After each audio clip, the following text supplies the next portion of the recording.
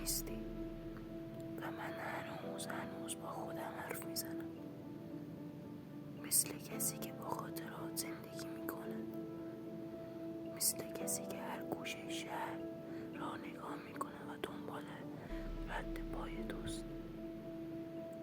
جای تو، جای خالی تو، هر جایی هست، روی بالش، روی صندلی، حتی تو سکوت شب.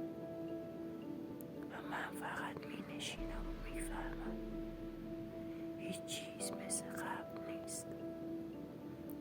یادت می آید وقتی دستت را گرفتم، همان لحظه که همه چیز درست و امن به نظر می رسید.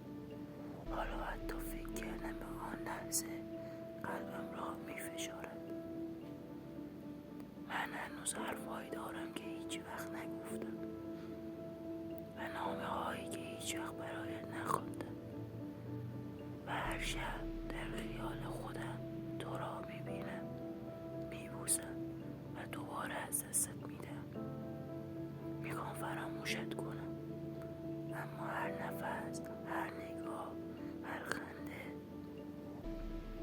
تو را به یادم میآورد، تو را به قلبم میچسباند و من هنوز دوست دارم، حتی وقتی میدانم هیچ وقت مال من نیستی.